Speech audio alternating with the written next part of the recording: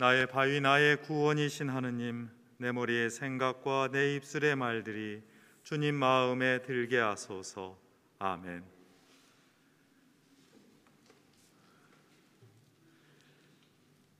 여러분, 얼마나 안타까우신지요. 부활의 기쁨과 함께 대면 예배로 얼굴을 마주한 지 3개월 만에 다시 비대면 예배로 참여하는 처지가 마음이 아픕니다. 때로는 어처구니 없다는 생각마저도 드는 시절입니다. 지난 금요일 여러 고민과 논의 끝에 서울 주교자 성당은 오늘부터 비대면 예배를 드리기로 결정하였습니다. 아쉬운 마음이 너무도 깊지만 교우 여러분들의 안전을 생각해야 했습니다. 교회 밖에 있는 분들과 사회의 안전도 헤아려야 했습니다. 다른 사람을 생각하고 더 큰 공동체를 배려하려면 신앙인이 먼저 개인의 아쉬움과 불편함을 함께 인내해야 하기 때문입니다. 감염증 환자가 급증하는 상황에서 우리 마음이 먼저 가야 할 분들이 있습니다. 바이러스 확진으로 당황해하는 분들과 그 가족들을 생각합니다. 무탈하게 빨리 건강을 회복하도록 여러분의 마음과 기도를 모아주시기 바랍니다. 치료를 위해서 애쓰시는 의사와 간호사 선생님들의 수고를 기억해 주십시오. 이 무더위 속에서 작은 판별 검사 부스 안에서 수많은 시민을 위하여 일하는 그분들의 땀을 헤아려 주시기 바랍니다. 전 세계적인 어려움 속에서도 방역을 잘 이끌어가고 있는 방역 당국자들과 실무자들을 격려하여 주십시오. 마음이야 모든 것이 빨리빨리 제대로 되기 원하고 그 마음 굴뚝 같지만 현실의 상황과 정책은 언제나 힘들고 누구에게나 어렵기만 합니다. 지금은 불평과 비난의 때가 아니라 인내와 격려의 시간이어야 합니다. 여기 계신 우리 주교님과 신부님들 그리고 저 자신도 힘을 내고 있습니다. 어려운 처지에서도 여러분의 환한 얼굴이 가득 채웠던 이 성당의 모습을 잘 기억하고 있습니다. 지금 제 눈앞에 휑한 허공, 그 빈 공간이 저를 사로잡지 않습니다. 오히려 제 눈길은 이 화면 너머로 이 허공의 어둠을 밝히는 여러분들의 얼굴을 향하고 있기 때문입니다. 이 성당 곳곳에 여러분이 앉아있는 모습을 저는 지금 생생하게 목격하고 있기 때문입니다. 이 일이 신앙의 시선으로만 가능하다는 사실을 다시 한번 깨닫고 있습니다. 우리 삶과 신앙생활은 이처럼 안타까움과 그리움 속에서 더욱 깊어지고는 합니다. 때로는 불편한 현실과 역사를 마주할 때 더욱 강해지고는 합니다. 강철이 대장간의 뜨거운 풀무질과 아픈 망치의 두드림 그리고 차가운 담금질로 단련되는 것과 같습니다. 오늘 전례 독서는 하나같이 이처럼 강철 같은 신앙을 위한 고난과 희망을 담고 있습니다. 하느님께서 보내신 예언자들이 겪는 박해와 아픔을 되새기고 있습니다. 아모스 예언자가 받았던 차별과 비난을 우리는 목격합니다. 세례자 요한의 고난과 죽음을 우리는 다시 한번 되새깁니다. 악한 소문을 뚫고 기어이 펼쳐지는 복된 생명의 소문, 복음을 향한 희망을 우리는 키워내고 있습니다. 이 점을 헤아려서 우리는 거짓과 두려움이 횡행하는 세상을 넘어서서 어려움을 뚫고 비어나는 진실의 신앙인, 진리의 공동체로 우뚝 서도록 부름을 받고 있습니다. 물은 쇠가 굳건해지는 신앙을 키우려면, 흔들리는 삶 속에서도 예수님과 굳건히 동행하려면 우리는 오늘 말씀이 전하는 세 가지 식별과 행동을 단단히 붙잡아야겠습니다. 첫째, 차별과 편견을 넘어서서 진실과 용기를 식별하는 일입니다. 예언자 아모스는 하느님의 명에 따라서 이스라엘 왕의 횡포와 독재를 비판합니다. 독재자를 비판하는 일은 그리 쉬운 일이 아닙니다. 그러나 아모스는 하느님의 진실에 서서 당당하게 나섭니다. 진실만이 참된 용기를 만들어주기 때문입니다. 그런데 아모스의 비판을 들은 왕의 참모이자 어용 종교인인 아마지아가 왕에게 일러 바칩니다. 아모스가 나라를 망칠 소리를 하고 있다면서 박해합니다. 정치는 정치가들에게 맡길 일이지 예언자가 관여할 일이 아니라고 비난합니다. 나라를 지켜온 뿌리 깊은 왕실과 사제가 있는데 근본 없는 시골뜨기 예언자가 갑자기 나타나서 이래라 저래라 하느냐고 나무랍니다. 그러나 아모스의 응답은 단호합니다. 자신은 정치가가 아니라 농사짓는 보통 사람이었지만 하느님의 분부라면 정치가 아니라 무슨 일에라도 관여하며 진실에 기대어서 가르치고 바로잡겠다는 용기로 그렇게 맞섭니다.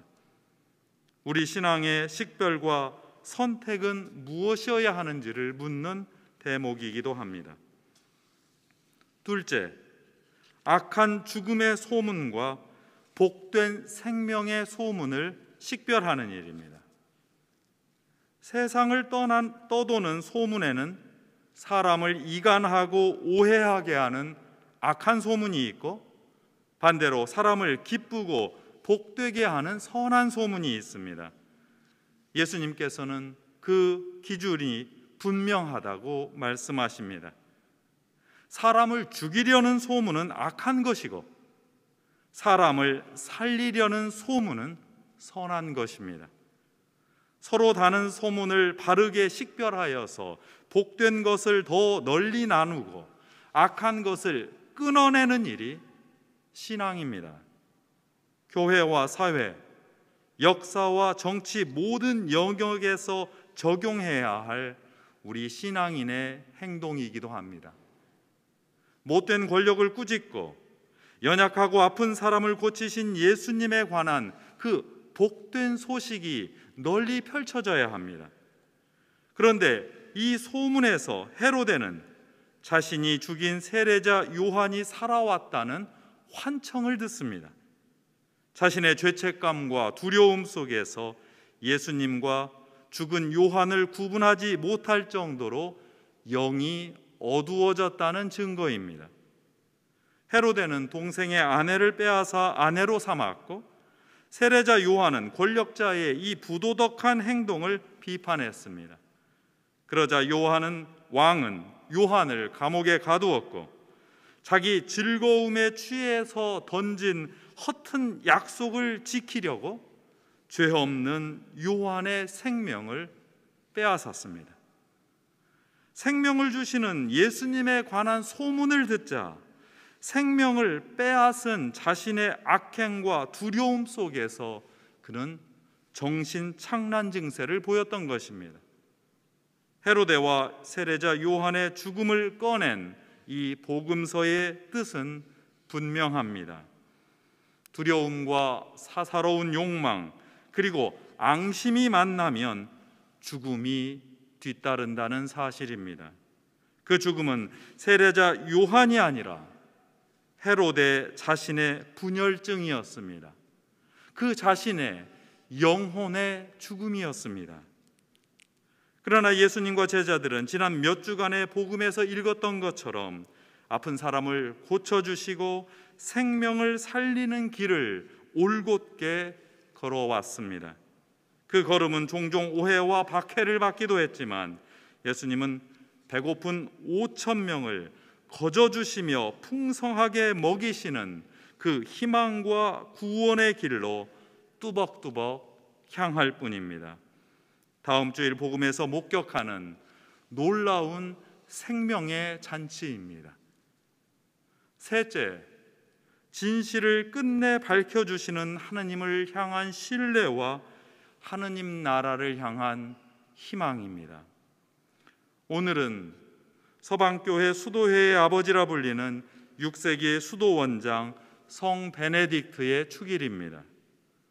성인께서는 수도의 규칙에 제자와 스승의 이런 대화를 서언으로 남기셨습니다. 제자가 묻습니다.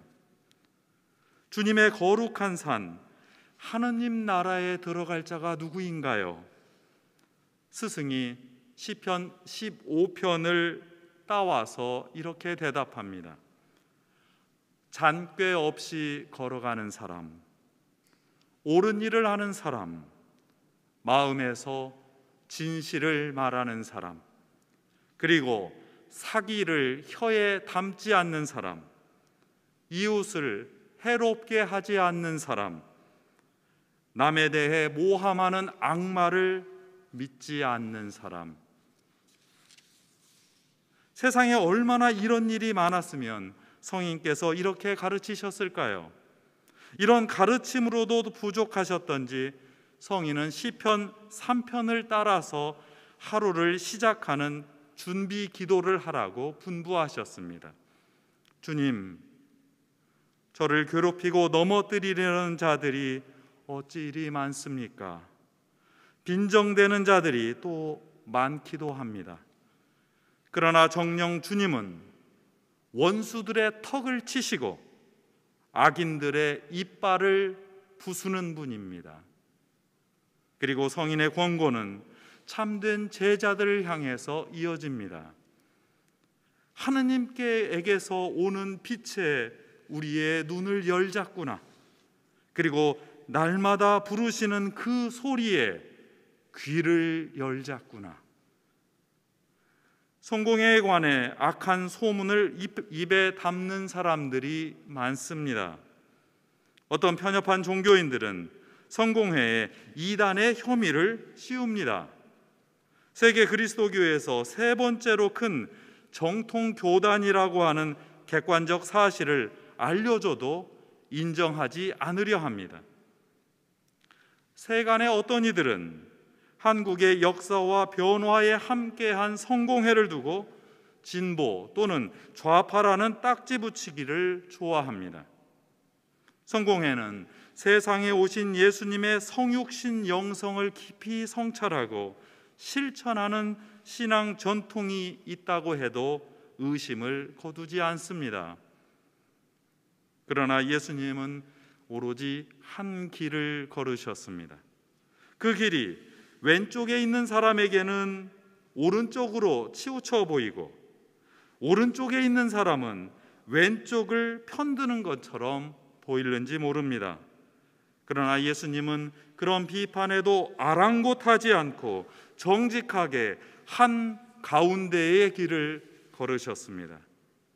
성공회의 전통을 잘 드러내는 비아 메디아는 이도저도 아닌 타협이 아니라 예수님처럼 한 길을 분명하게 올곧게 걷는 신앙을 말합니다.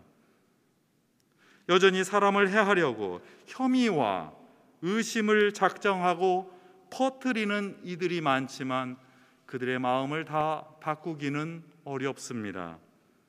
비난과 두려움의 영이 눈과 귀를 가렸기 때문입니다. 다만 진실한 신앙인은 여기에 흔들리지 않고 오직 생명을 일으키는 복된 소식을 믿고 걸어갑니다. 진실에 굳게 서서 의연히 걸어갈 뿐입니다. 이때 우리가 한 소리로 외웠던 오늘 시편 기자의 희망 노래가 우리 삶에 펼쳐집니다. 사랑과 진실이 눈을 맞추고 정의와 평화가 입을 맞추리라. 땅에서는 진실이 솟아나오고 하늘에서 정의가 굽어보리라. 이 아름다운 찬양이 우리 교회의 가정과 이 아름다운 성당에서 울리는 노래로만 그칠 수는 없습니다.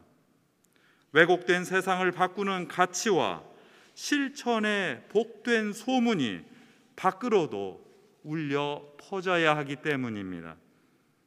우리는 생명의 복된 소문, 기쁜 소식을 귀에 담고 입에 담아 살아가는 하느님의 사람이기 때문입니다. 그 복된 소식만을 귀와 입에 담아 살아가는 여러분은 진정 하느님의 사람입니다. 성부와 성자와 성령의 이름으로 하였나이다. 아멘.